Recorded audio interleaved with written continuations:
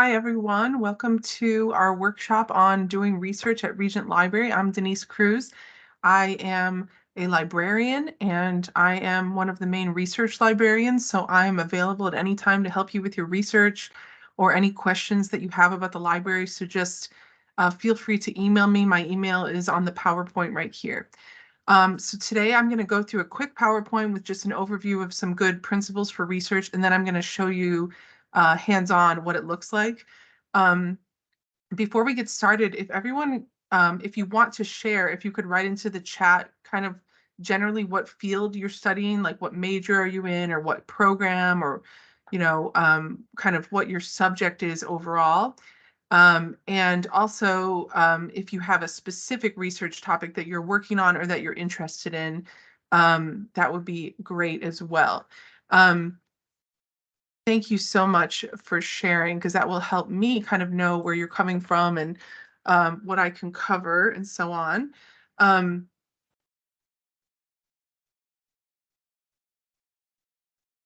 All right, so we've got MDiv, criminal justice, business, psychology. Great. So different topics, and that helps me kind of know what to show you as well. So the first thing I want to start with is my just my overview of the best way to approach research. And this is based on, I teach classes on research, but also just when I help students with research, what I see that's helpful to them if they can do. So this is based on a lot of experience. So step one in research is having a good topic, which I'm sure your professors all help you with, but it's also good to know these principles yourself. Okay.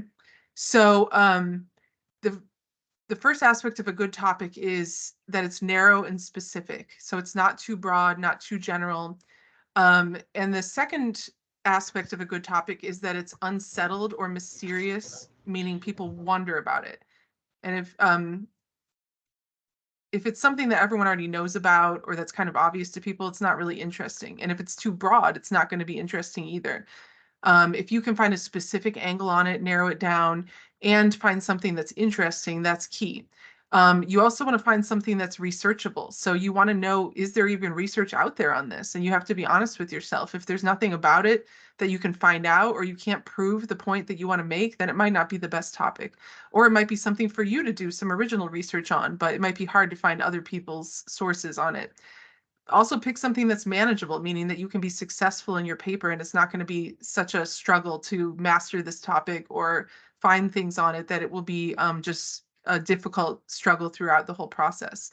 Find something where you like it, a topic, you're passionate about it, you have ideas about it, you have some creative thoughts about it, maybe that you know some books and articles about already, so that's manageable for you. And that's the right scope of topic for the length of paper. So if you're writing a dissertation, you can have a big scope, meaning a big focus where you cover a lot. If you're writing a 10 or 20-page paper, you have to have a tighter focus on a more narrow subject. So always work on narrowing down to more specific keywords and terms in your topic. And I can help you with that as well. Step two is being flexible and looking in a variety of places for your sources.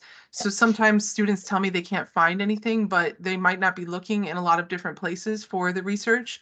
Also, you want to be flexible about keywords and terminology, meaning you have to find the right keywords for your topic that other researchers and writers are using, and then you have to try a lot of different keywords and a lot of different combinations. So you got to be flexible with the words you're using to research, but also the places you're looking for your research. And this is why it's important to know a little bit about your topic first. You can't really research a topic when you know nothing about it, because then you don't know the keywords and the terminology to use. And you also want to consider a variety of views on your topic. Don't just be sort of with tunnel vision where you only think one way about it, but think about, are there different political views or religious views on it? Are there different ethical arguments that relate to this? We don't want to kind of have our head in the sands, but we want to acknowledge that a lot of topics have different points of view and different debates, and kind of be aware of those. All right, if you could everyone turn off your microphone, that would be great. All right, now next thing, my next tip is the places that I recommend looking, and I said look in a variety of places. So these are the places that I think that everyone should look. First, your own mind. So first, write down all your ideas on something. Maybe you have a personal example you want to use. Maybe you know of a book already that you want to read on this topic.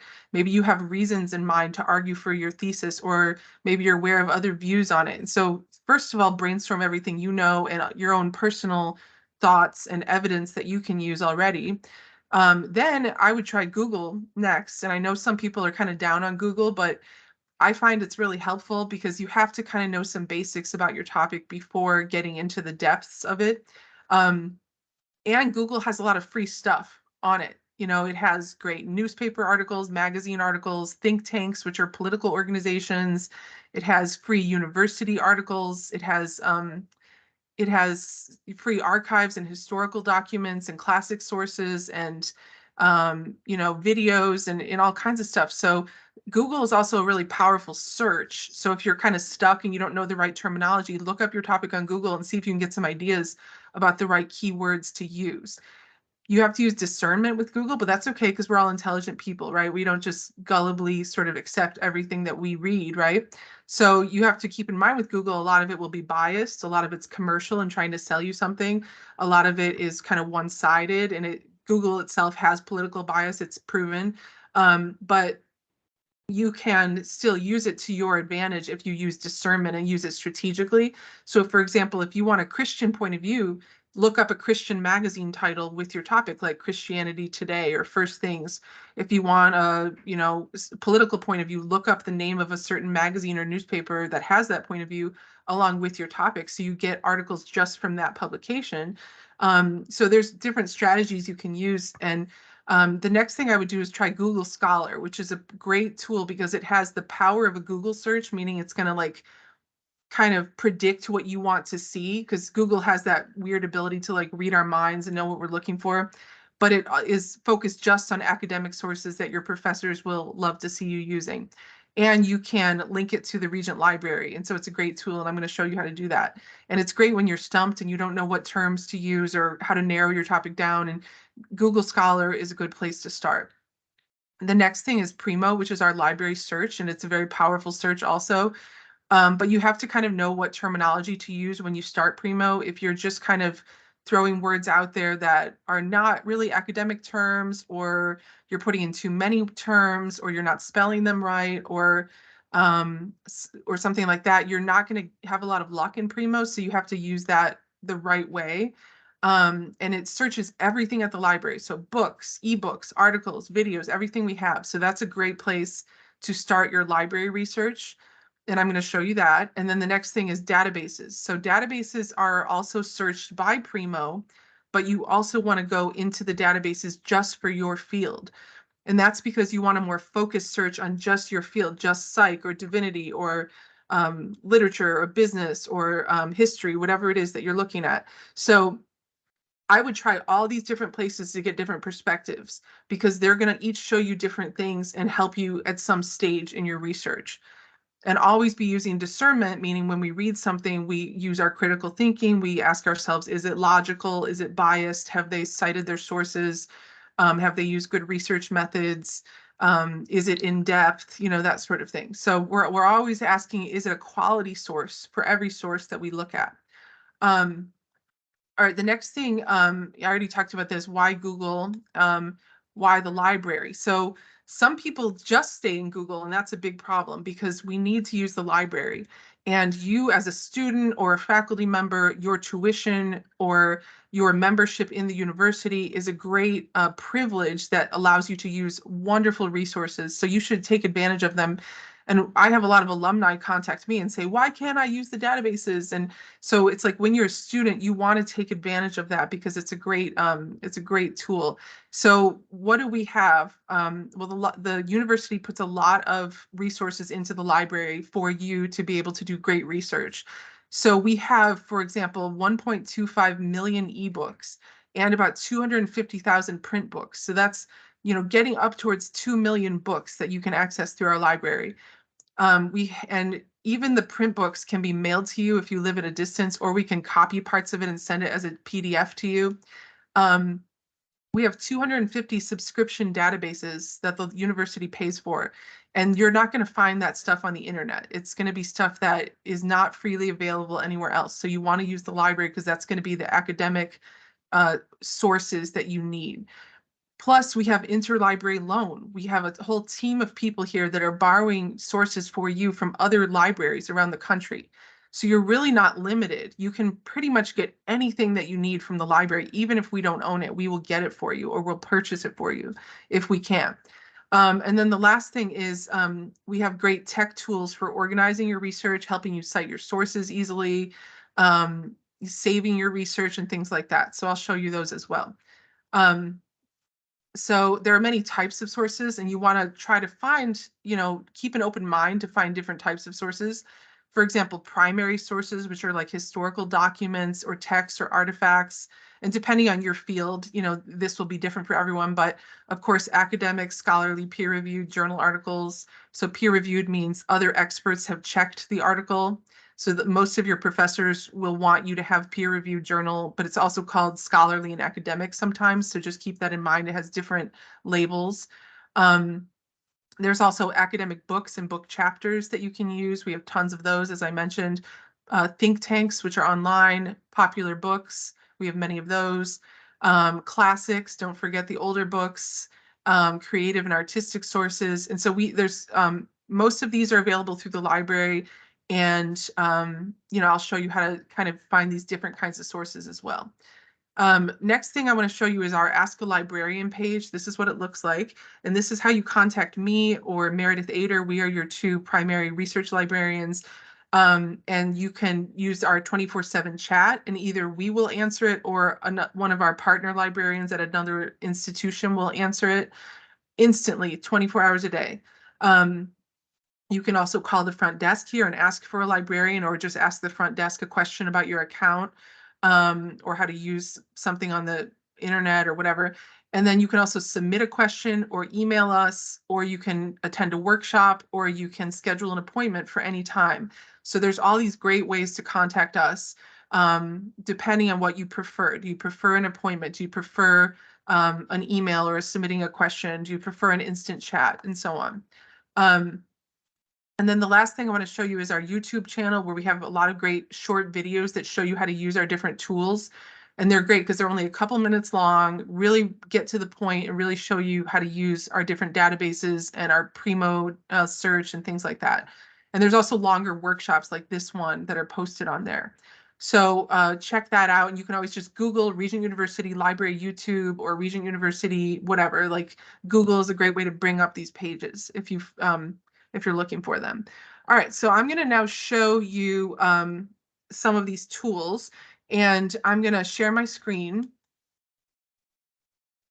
and show you how I would do a research process. And let's see. I would like to see the chat. Does anyone have a specific topic they're working on right now, or that they're curious about? I can also just use some sample topics that I brought along, things people have asked me about recently. Okay, so this morning I had a student ask me about researching work from home and whether working from home is beneficial or not, and kind of the pros and cons of working from home. So that's one topic I'll use as a sample. I also had someone ask me about researching World War II, but she didn't have it narrowed down at all. So that could be another sample topic. And I had someone else ask me about Philippians 2 and researching scripture. Okay, and so just to kind of get some sample topics. And as you notice, a lot of those are not very specific, so they need to be narrowed down more and find the keywords relevant. And that's part of the being flexible thing. But I'm going to show you my screen now and show you how this all looks when you're on the internet and doing your online research. And by the way, if you're a distance student, everything at the library is accessible to you as well as to students that live nearby. You just might have to use a different way to get them, but everything is accessible to you. All right, so I'm going to show you, this is our library homepage. And as you see, there's a search bar here, and that's Primo. That's our main search. and it searches for everything: books, journal articles, regular articles, videos, everything we have. So that is a great place to start. We also have a link here for databases, which are more specific to your field, for research guides, which you have one for your field that will recommend the best databases and sources to you, and then the Ask a Librarian page, which I just showed you.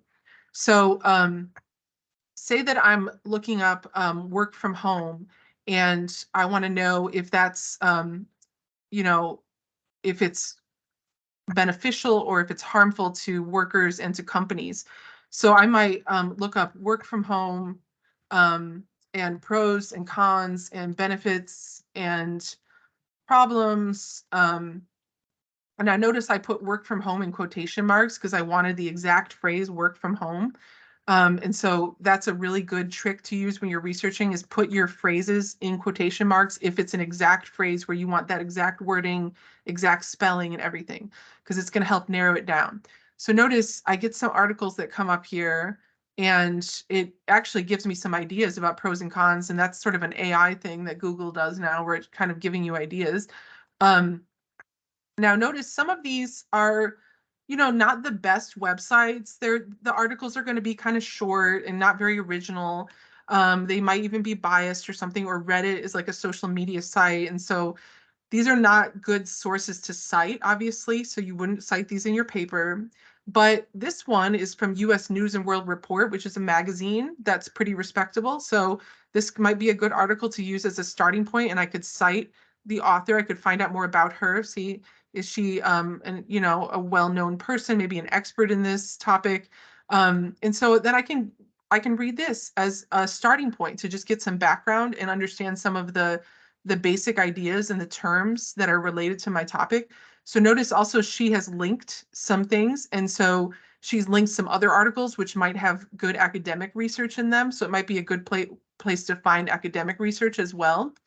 And so you just have to use discernment on Google, but it's a great tool to start with. And look, she even lists some ideas of cons.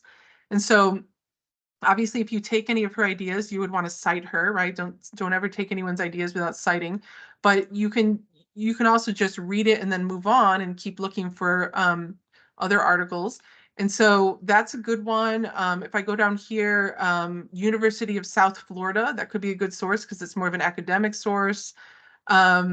And I'm just kind of a US Chamber of Commerce, so this is government research. So that could be a reputable source as well. So notice how I'm kind of skipping over some of the ones where I think that they're maybe not the best sources, but Forbes is a business magazine. That could be a good one.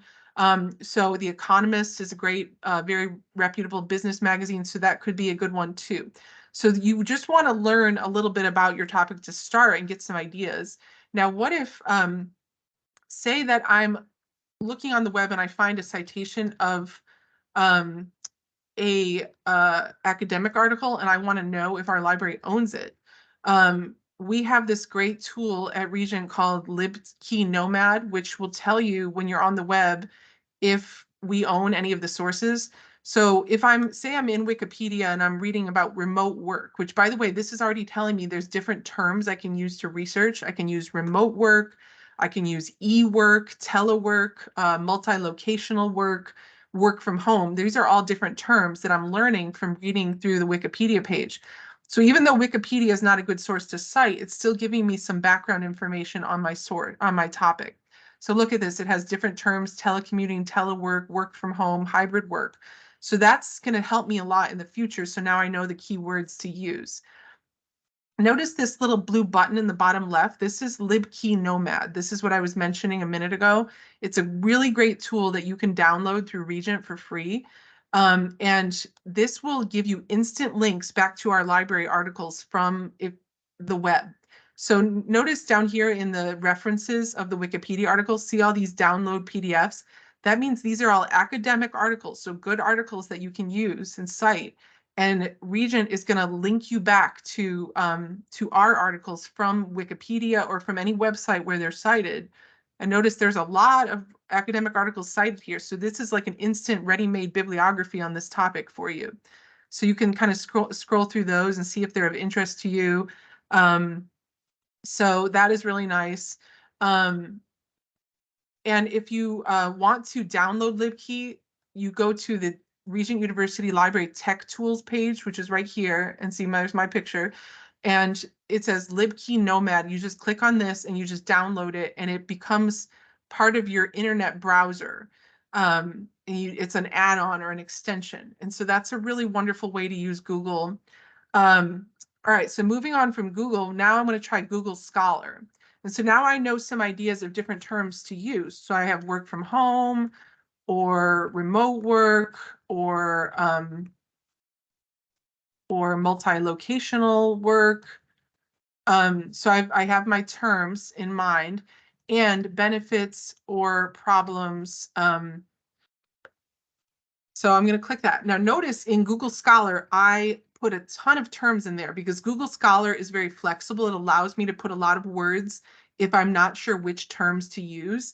So that's one benefit of it. If you want to kind of throw out a lot of words into the search, this is the best, one of the best tools for that. Now look at this. These all look like good sources, right? This one is the Oxford Research Encyclopedia, so it's going to be a brief article, but it's still good. It's from Oxford University. Then we've got this one, which looks like a journal article. And, we've got some that it might be books. So Google Scholar is going to bring up journal articles and books for you. And now notice in the right margin, I've got these wonderful links that go back to Regent Library. And that is because I've linked Google Scholar to my Regent Library account. So it's going to search the databases at Regent for me. And how do you do that? Well, you go up into this little menu with the 3 lines that's called the hamburger menu because it looks like a hamburger in a bun. Click on that, click on settings, click on library links, then look up your library, Regent University. You can also look up other libraries if you are a member of other universities or something. Click on all the ones that belong to our Regent University, then save, and then it will give you these nice links. So if you don't have that linked, I would recommend doing that on your Google Scholar. So notice how I was able to put in all these different terms and it still kind of knew what I wanted. I could also narrow it down to just a couple terms if I only want to look at the benefits right now. But of course, we want to look at different perspectives. I can narrow it down like that, and it's going to give me different, notice it says the word challenges. So that could be another word I could use, challenges. And I could also say benefits for the employee or worker. And I could also put in who's a parent, because parents need flexibility when they have kids and they work and they might need to be at home with their kids or pick up their kids from school. So notice Google is going to bring up parent or parents or parenting. It's going to bring up anything with a different word ending, and also allows you to put in all these alternate terms. So now I'm gonna see some different sources. I could also focus on the benefits for the company or the problems for the company. Like, do they know if their employees are really working? Are they just sitting at home? Are their employees being disconnected from other people at work and things, not able to collaborate with them? So I'd want to look up those different perspectives as I get more ideas and see if they've been researched. And these are in our databases at Regent. So I can click. So let's try, I'll click this one. It's in the JSTOR database and it will take me directly to that PDF. So it's instantaneous. And that's why you want to link Google Scholar and also get the LibKey tool. And this explains Google Scholar as well as LibKey if you want to go to the Tech Tools page. So it's an instant link and we know that's an academic journal.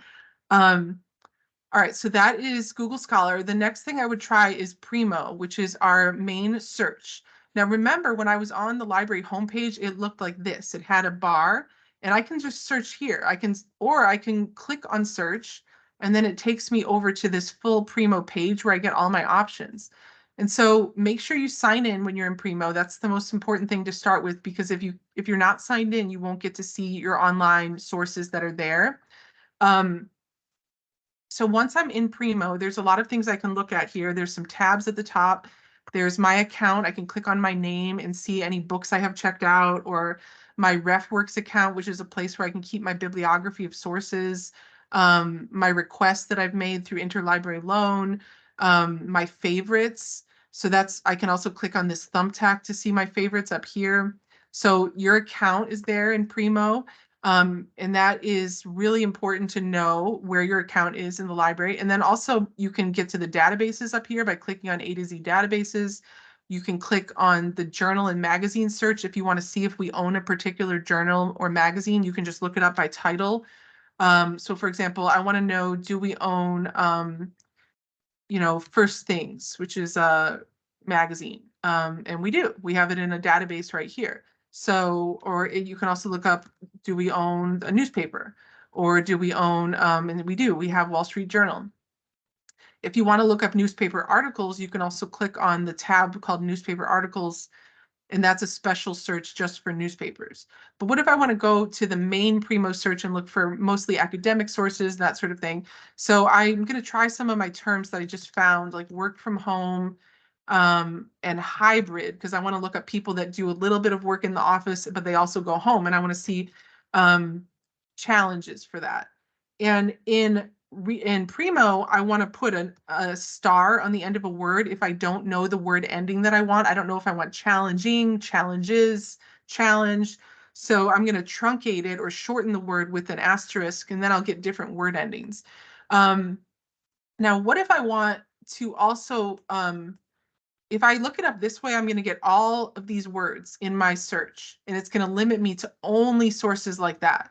But what if I want to do work from home or hybrid? Like I want sources that have either of those words.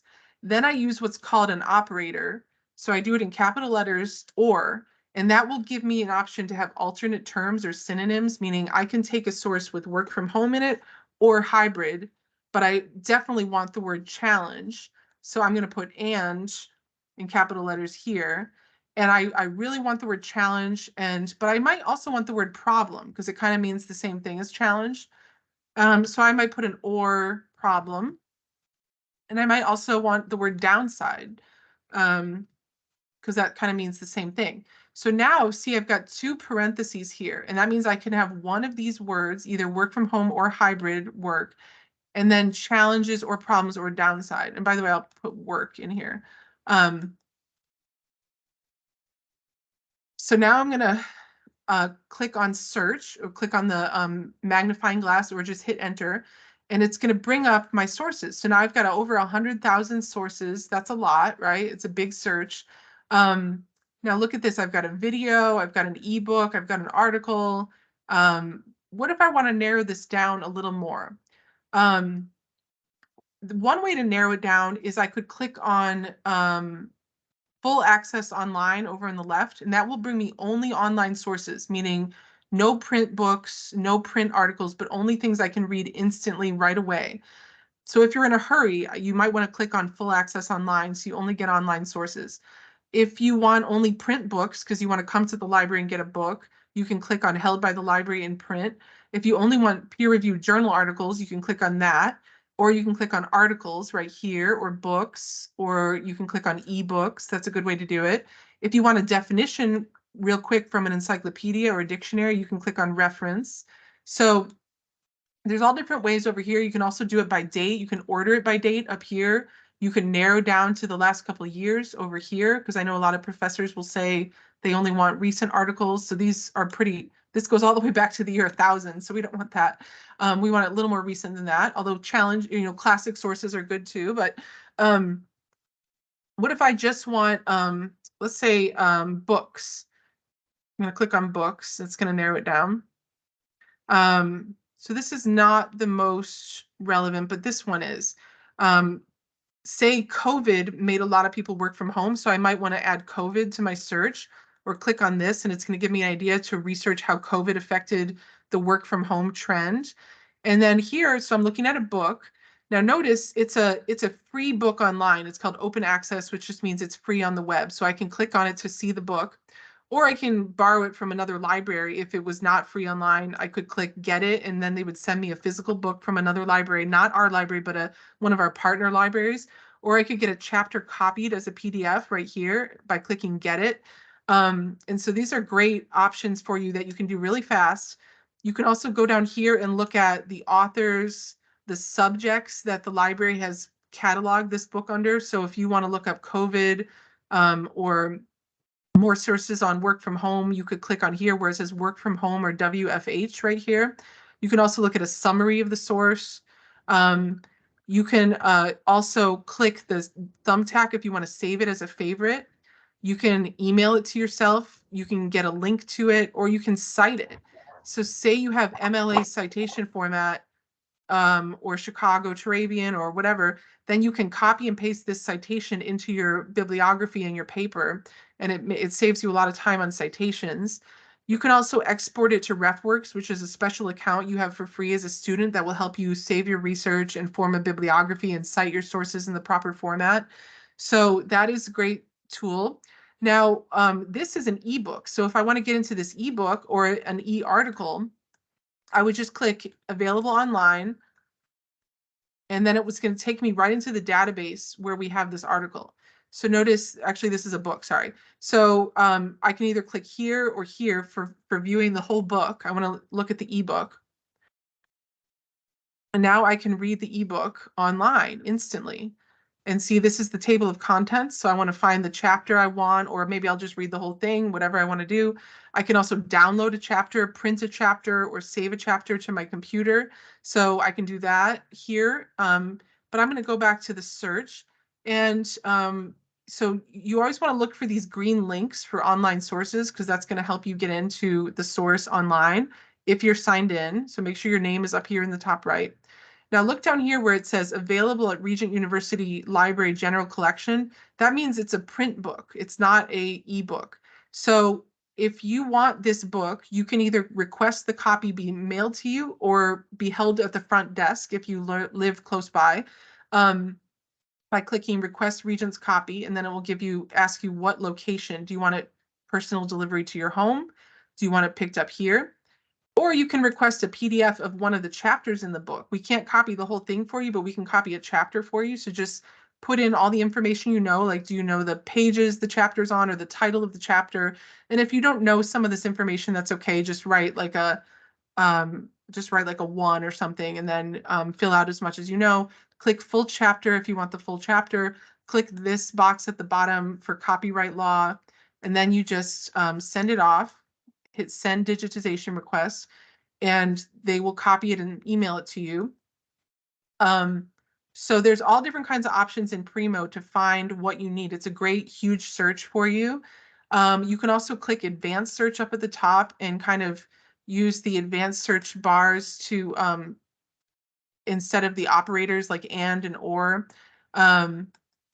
So I'm going to clear this search out. Let me just show you what it looks like to narrow it down to articles, because I know a lot of you are interested in articles. And so here's the advanced search that I was clicking on, and you can add new lines to it if you have a really complex search, and then you can change the and to or not here and put in whatever terms you want.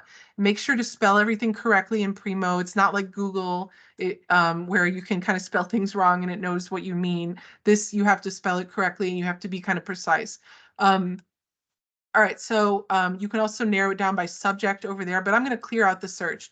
So if I want to then go on to look at databases in my field, I just click on databases at the top here. And as I mentioned, this is going to give you a more focused search where it's not so broad like Primo, but it's just on your field. And so now we are in this list. We have 252 databases in this list, and they're all alphabetical, so it's called the A to Z list. Now, what field am I in? I have to ask myself, am I in business? Am I in divinity? Am I in history? What am I studying? So then I click on subjects and I scroll down to whatever field I'm studying. So say I'm studying business. It seems like a lot of you are business people. So I'm going to show you that. It has the most recommended databases that are called the best bets, ABI and Business Source Complete. So you would try both of those. What if you're in divinity?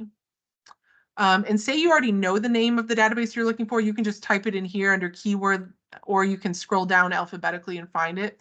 So, but I'm going to clear this out because I want to find divinity databases and show you those. So divinity is religion research, and the most recommended database for you is the Atlas Serials database. So I'm going to click on that to show you what it looks like. And this database is owned by the EBSCO company, so it has the green and blue circle.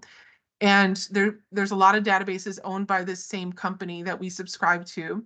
And you can choose to search more of them at once if you want from the same company, if you click choose databases. But if I search in just this one, it will only give me religion related or scripture related articles. So say that I'm researching the Trinity, and I want to find out where is the Trinity mentioned in the Bible. I might try Trinity or Trinitarian, and it gives me some suggestions of triune or Trinity doctrine. So I'm going to click on the suggestions because this database knows kind of it knows the religion field. So it's going to give me nice suggestions about what I can research in my field, which is one reason why you want to go into the databases as well as Primo. And maybe I want to see where is the Trinity mentioned in the Bible. So I'm going to put Bible or scripture. And so I can get either one of those words. And notice it gives me the operator and here. So I want one word from each of these bars. So I'm going to click search. And it's going to show me over 2,000 articles on the Trinity. Now, I might limit this by clicking full text, meaning only articles we own in full text, or scholarly, which means peer-reviewed. I might also click on the date to change it, or the language, because I might just want English articles. And what if I see one that I like? So say that I like this one. I see we have a PDF, so I can instantly download it. And then I can click on the article and kind of find the author of the article and the subjects covered in the article. And then I can click on those and find more articles on those subjects. So I can click on Trinity and get more articles on the Trinity, even more to look at. And then notice here there's a citation option if you want to grab a citation in your format from there, or you can get a permalink to copy the link to save this for later, or you can, if there's no PDF, you want to click full text availability to see if we have this article somewhere else. And if we don't, you can request it through interlibrary loan. So it's going to take you back to Primo when you click full text availability.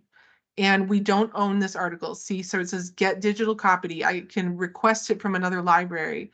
And it's very simple to do that. You just click on the blue button and then you click this and then you click send and then you can request it and it will come pretty fast because we have a lot of partner libraries that will get it for you. Okay, so and if you want to save these articles for later, you can also email them to yourself if you start an account in the database. But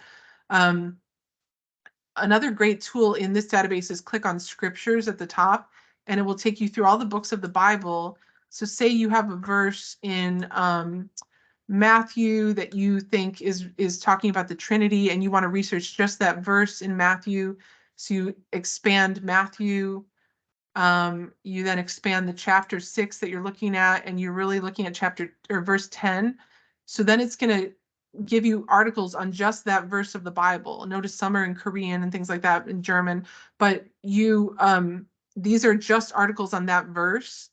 And you can also do it by book or chapter. So up here, see, it says scripture reference Matthew 6:10. So that is a wonderful tool. Going back to the database list, all of our databases have kind of special tools like that, depending on the field that you're in. Like for example, in business, you've got some that have company profile research or industry research. So here are the top two, but then if you scroll down, you can see business company profiles database, Asian and European business, and Factiva, which also does that. So, and Nexus Uni. So it's going to be kind of your one-stop for all your business databases. Now, what if you also want to see the research guides for your field, which are a great tool that the librarians have made for you? You can go to the library homepage and click research guides right there, and then click academic research and then find your field. So I'll just show you the English one, which is one that I made. You can see my face there. And this has helpful books that you can use for writing a paper for English literature, or you can click right here for databases. and it will give you all the best databases for literature research. There's also a guide here for English 102, which is a specific course that has its own video and its own database recommendations and so on. So that is how to use the research guides. And we also have research guides on like how to use the writing tutors, the tech tools, and other things. So those would be like this, the tech tools one that tells you how to download LibKey, Nomad, and Google Scholar.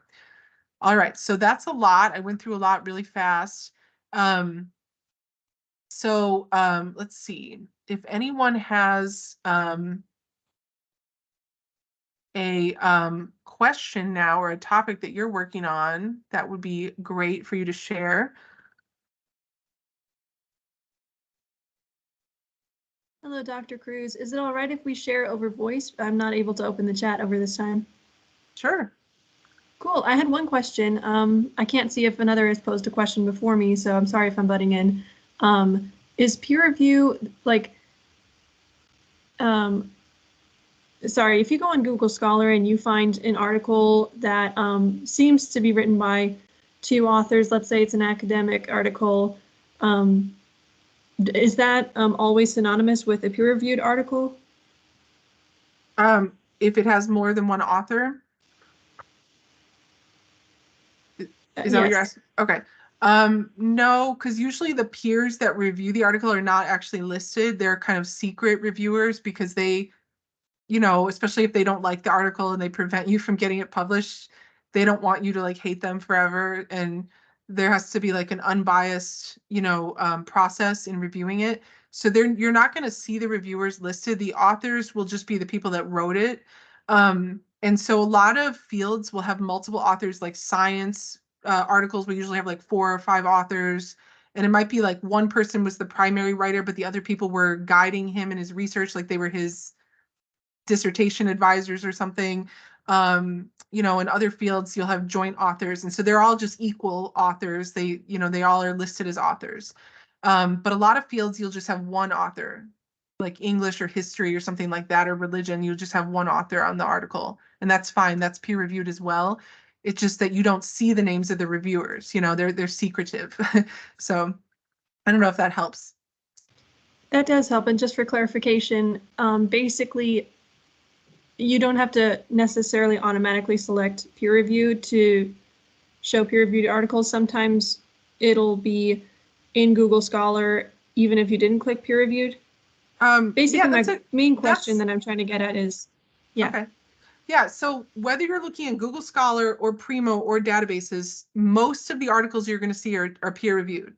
Can't guarantee all, so you'd want to also assess a couple things about them.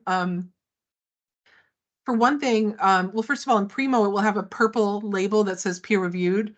In databases, it will say scholarly or something like that. But you want to maybe look up the name of the journal and find out about it. If it has the word journal or review in it, it's probably academic in the title of the journal. If the article's about 20 pages long or 15 pages long, it's probably an academic peer-reviewed journal because they tend to have long articles. They have long reference or bibliography at the end of each article. They don't have a lot of pictures. There's no ads in them. So you kind of learn to recognize academic journals. They usually have a volume and an issue number that you can cite and page numbers. But you can look it up and find out what their editorial process is. Look up the name of the journal and just find out, just ask, is it peer reviewed, and they'll usually have their own website on the web that they'll tell you about their editorial process. But the databases and Primo will label it. Google Scholar will not label it, but it will take you to the article. So then you can see on the article itself, if it appears to be an academic article, but most of them will be in Google Scholar. It will also bring up books though as well. And one other thing is academic journal articles come up on Google as well, like especially if they're through the government or, some databases will kind of put their articles on the web too. So you can find them there as well, but it's much less common. That's wonderfully helpful. Thank you. Mm-hmm. Other questions about any of the things I talked about? I put the the link for tech tools in the chat so you can then download libkey nomad or find the directions for Google Scholar too. You said a little while ago that alumni have been reaching out about accessing databases. Mm-hmm. Does Regent offer any databases for the alumni? Or once we graduate, do we lose them? Yeah, it's pretty much just if you're an active student or employee. However, you can still use the library, the books. You can study here. You can check out books. You can also, I want to say you can access dissertations and theses, especially like your own if you wrote one. But I'm not even sure if that's still accessible. It used to be that there were a few databases accessible, but something changed with security in IT, and I don't think that they're accessible to anyone without a Regent account anymore. So, but you can get an account in Primo. It's just that you can't access some of the, like all the articles and ebooks through it, but you can use it to search for books and save favorites and things like that still. Okay, thank you.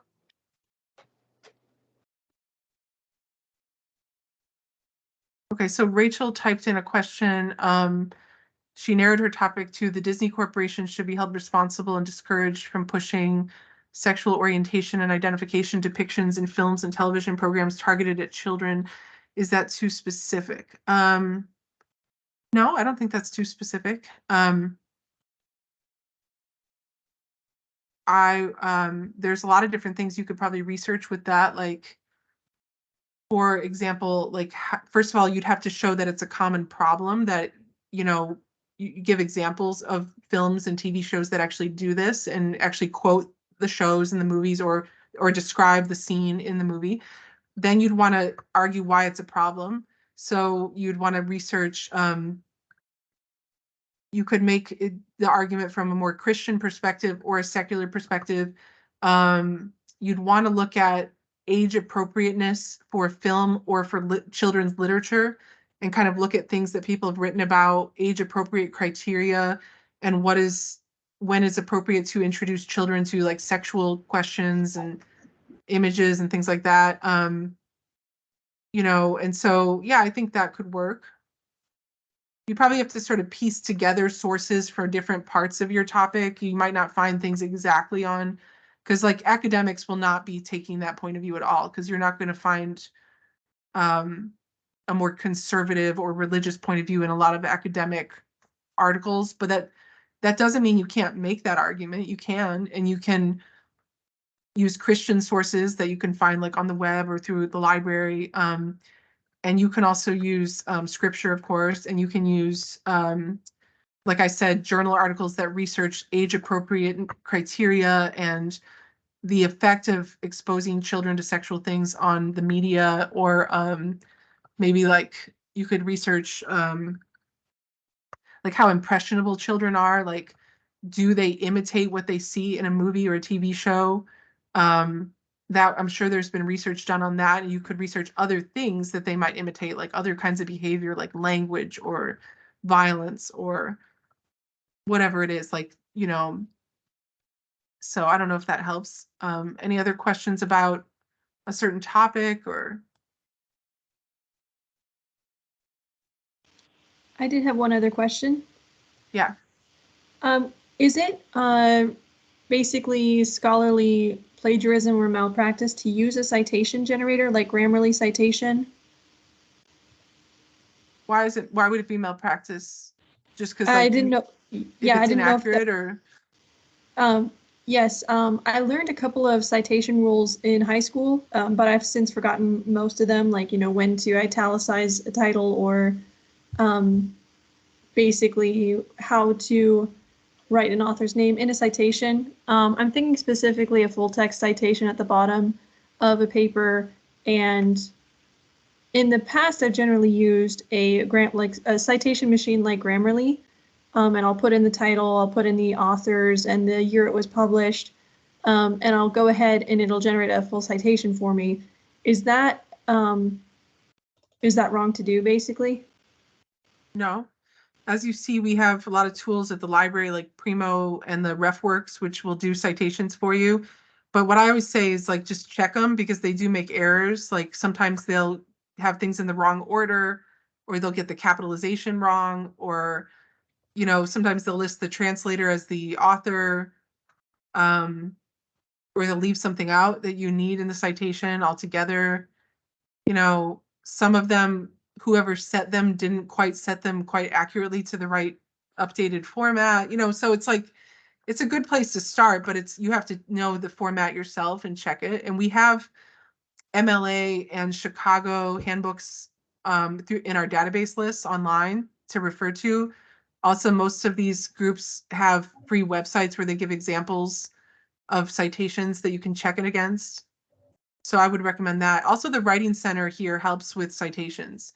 If you email writing@regent.edu, you can make an appointment with them. They also make videos on it. Yeah, Okay, I that's don't mind wonderfully- people using them to start with, but I want you to know how to write a citation as well so that you can like correct it, you know? For sure. Thank you so much. I Yeah. appreciate that. This is Marie. I have a question for my doctoral dissertation, and I am working with a mentor, etc. But I wonder if there's any videos or guides on writing each specific chapter because they have different outlines and requirements. So like the literature review or the methodology chapter. For specifically for divinity. No, for my dissertation. Oh, so just for any dissertation, like, So it's in education. oh, okay. And that would be APA. I mean, I would think the APA handbook would have a section on that, on how to write. Yeah, it does, but I just wondered if there was any like explanatory videos or guides.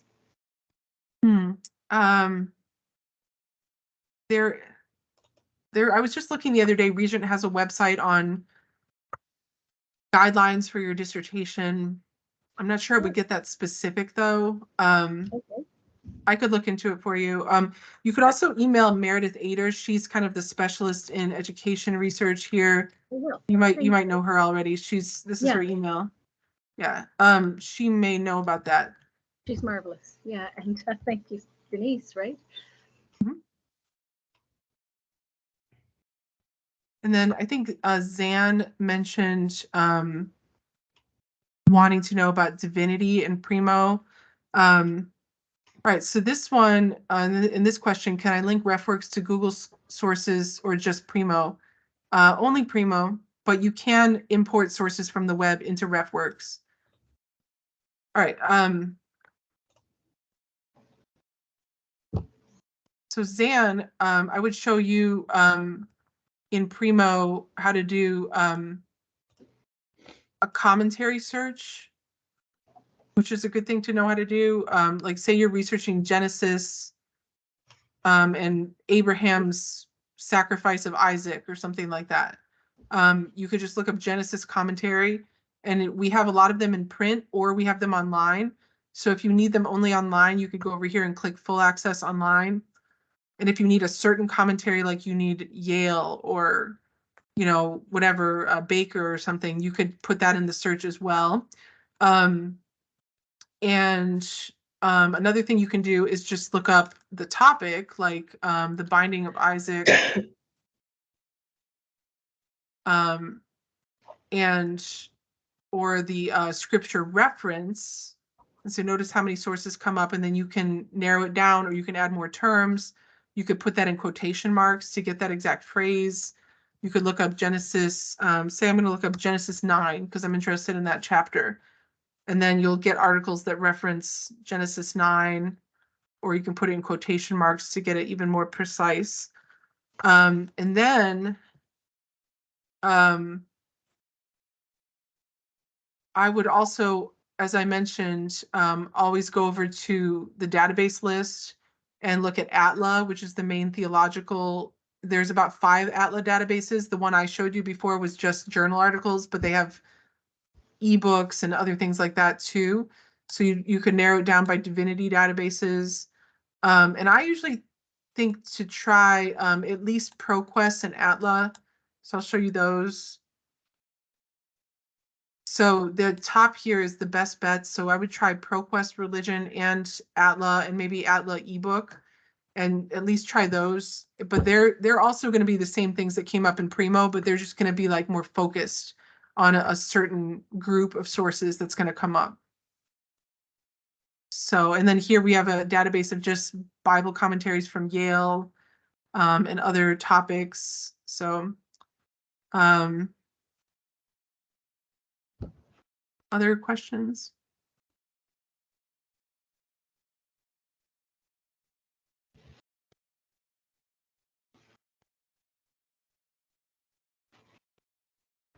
Thank you for this.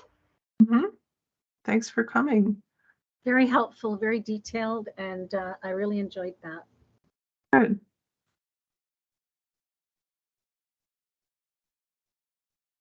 Yeah, this definitely added value to my study, so thank you so much. Sure, thanks for coming. Denise, right. can I just ask you a question real quick?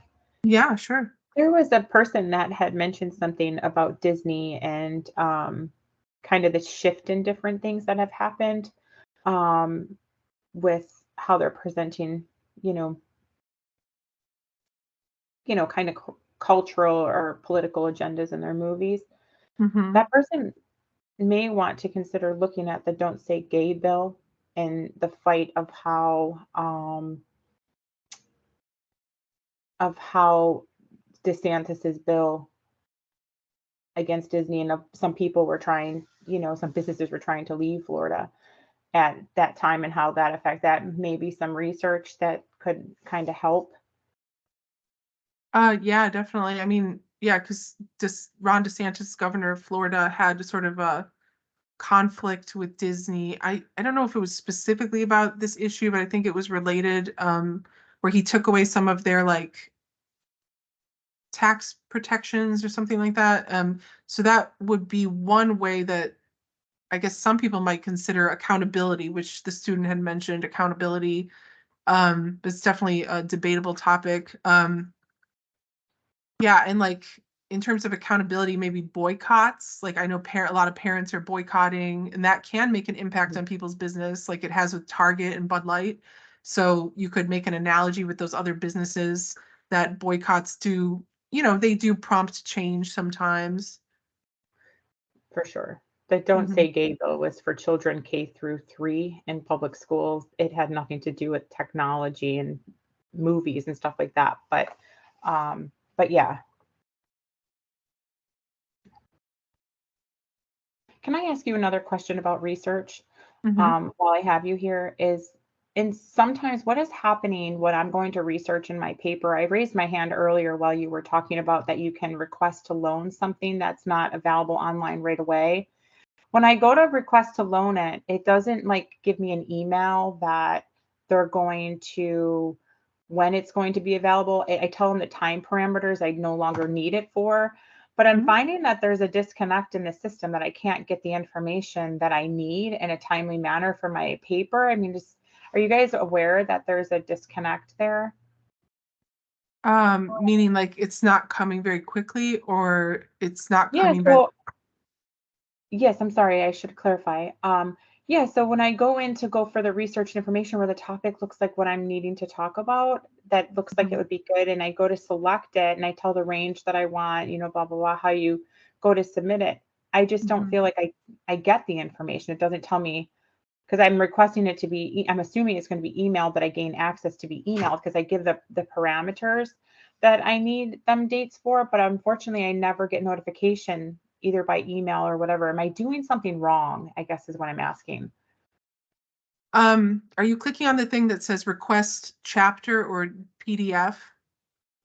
No. So like when you go into it, when I was into the selection and selecting that I wanted to lend it, because I had to get permission to have it lent to me. So when I tell, and it asks you the parameters of when you need it for, do you know, and it says when you're no longer going to need it. Um, but I just never see that it comes available in a timely, Mhm. how much time frame, 24 hours? Well, one reason they cannot like promise the time is because a lot of them are dependent on other libraries. And So I think when you put in the request, it does kind of give you a big span of days, so you don't have like an unrealistic expectation. They give you like 10 days or something but it's usually faster in my experience. But if it's not faster, that's probably because another library is dropping the ball or doesn't have it. And then it takes a while to kind of pass it on to another library. But what you can do, and it's possible that something will fall through the cracks, like if you put in the request incorrectly, or I'll give you, there's a lot of ins and outs of it, but I'll just say Okay. that if you make a special comment in the form, it will slow it down, because then it won't go through the process quickly. It will have to stop and be read by someone and processed by someone. So avoid putting a special comment in there if you can. Okay. Make sure that you click the copyright box to acknowledge that you're not wanting the whole book copied, but just a chapter of it, if that's what you're asking for. And if you want the book mailed to you, make sure you put your address in. So it kind of all depends on what type of source it is too, and how you want to get it. If you're asking for an entire book, they can't usually copy it all. They might be able to buy an ebook for you. Okay. So you can put a special comment in that case, that you need ebook or you prefer ebook. But keeping in mind that not all books exist as ebooks, and it costs a lot of money sometimes to buy an ebook. So there's always going to be like little ins and outs, and if it's a request to our library, I know that they fill them pretty quickly because I see them, filling them quickly. But like if it's on the weekend, no one's there on the weekend for ILL, so that would, be a little delay. But they're here like 6 o'clock Monday morning. So what I would recommend is emailing them, because I don't have access to any of that Okay. account, any of those requests. So you can email ill@regent.edu and ask them to look into the request. And I would really recommend that if you think it fell through the cracks, or something happened, or you're not sure if you put it in right or whatever, and just ask. And sometimes they can manually put one in or fix it, or do whatever needs to be done. So but it So is much. on occasion they cannot get something because another library doesn't have it or something like that. Like there are books that like I've seen on rare occasions where like no library has the book, or none of our partner libraries have it, something like that. But Okay. usually, and then in that case, I tell people try the Internet Archive because there's a lot of free books. It's like an online library. Or try WorldCat, which is a website that searches local libraries in your area. Or there's a couple other websites that have a lot of free books online, like Happy Trust. So sometimes you'd be surprised at how much can be found online for free, but just like depends on what you're talking about. That would be mostly for books. So with journal articles, you probably will need to get it from a library somewhere. So, but yeah, I hope that helps. Yes, thank you so much. Mhm. This was excellent. Thanks for coming. If anyone wants to stay longer, you can ask more questions or not. Up to you.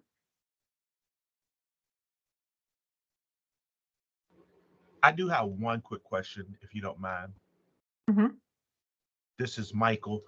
My question that I want to ask you, I know I've been hesitant. I see where Regent is very strict on um, plagiarism, and using different tools.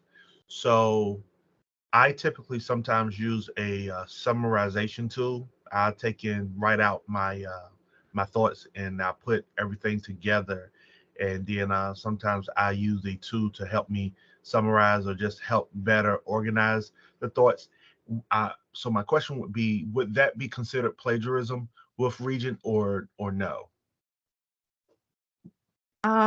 It might be. I'm not familiar with that, so I don't know, but you might want to talk to your professor or the writing center about that. I think the writing center people kind of specialize in that question of plagiarism more. So that's writing@regent.edu is a good place to contact them. They also have a phone number, which is extension 4925. And they do drop-in appointment hours, and they make appointments for tutoring and stuff. So they might be able to. They also have a video on plagiarism that might explain some of those ins and outs. And but I would think that it might, like, if it's giving you any words that you use, it might be considered plagiarism. But if it's just kind of helping you understand something and you don't No. actually So no, use the words from it, then might be, it wouldn't matter. It would be like, it'd be like if I read Wikipedia or something, but then I just kind of, I never really cited anything from it, like any specific words or facts. Because I went and either found the facts elsewhere or I just didn't use anything from that source, then I don't need to cite it, right? It's just something I read. So if that's the case, I wouldn't worry about it. Okay, yeah, it's called Paraphrase Online. It's just a tool. I will type out exactly what it is that I want to say and how I'm saying it, and then it might just make suggestions to clean it up. So more so like that. But Mhm. I'll reach out to the writing lab and I'll check with them as well. Mhm. Okay. I'll be excusing myself now, but thank you so much for your time, Dr. Cruz. This has been helpful. Good. Thanks for coming.